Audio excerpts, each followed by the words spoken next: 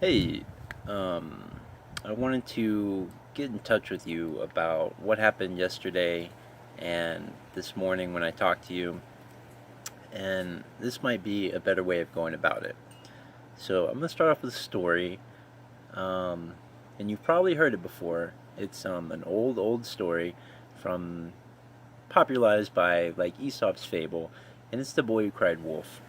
And there's kind of a funny alternate ending that's always stuck with me, but I'm sure you've heard the story about a boy shepherd who has a flock of sheep, and he finds it amusing to prank the villagers and tell them that a wolf is coming to attack his sheep.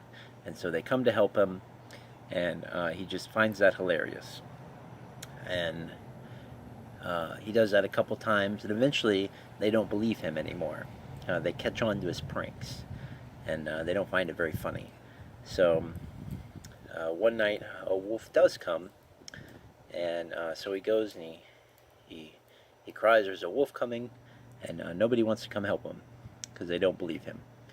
And in some versions, not the ones for the children's book, the boy gets eaten as well as the sheep.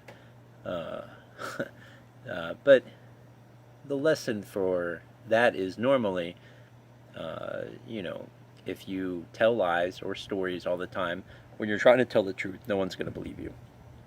And no one's going to want to help someone who lies all the time or tells stories. That doesn't make you a good person, and it doesn't help you have friends. And we all need help in life. We all need good friends that we can rely on. But there's an alternate uh, kind of humorous lesson to that fable that I've always just found really amusing. And don't take this one seriously because it's not a the main lesson to take away. But there's an alternate one where uh, you can derive meaning from the fable by saying that, well, you should never tell the same lie twice. So I just always found that really funny, kind of a darker take on the parable. Um, but we should not be telling stories or lies. Uh, it changes the way people view our character, our integrity, and who we are. And we want to be seen as honest, trustworthy people. And that's an important part of who you are and what I want to teach you as your father and what your mother wants to teach you. Um, it's it's very difficult to go through life alone. Um, and there are examples on our side of the family. Um, Uncle Snake, his father, uh, always told stories. You couldn't believe him. And most of the time they were just straight up lies. And now he's suffering the consequences of that by not having good relationships with his children um, or other family members. And I don't want that to happen to you. So while you're young and while you can learn and grow more easily, I want you to take this to heart and reflect on what happened. Um, you don't need to tell these stories. If you just tell the truth, ask what you want, what you're feeling inside, and communicate that to your parents, um, that's going to be a lot smoother for you. Now, you understand that that doesn't always mean that you're going to get what you want. And that's important to realize.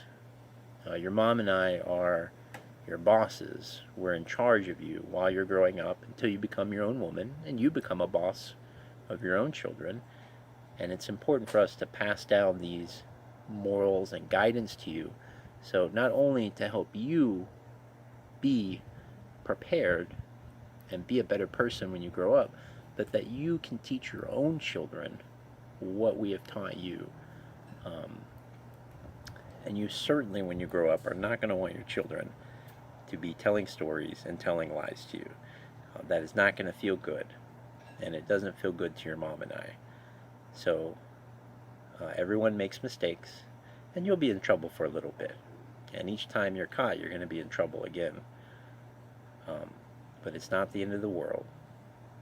It's our job when we make a mistake, every person, to recognize that, to admit it.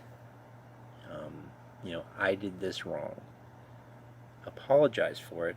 I'm sorry for telling this lie. See if you can make up for it, and then try to do better tomorrow. And these are the steps that are important to take. And if you follow those steps, I think you'll end up in a pretty good place in life. So that's the first part of what I want to talk about. I'm going to pause just for a minute because my throat hurts still and it's starting to be very scratchy. So I'm going to pause for a few minutes and then we'll talk about the second part of what I wanted to talk to you about.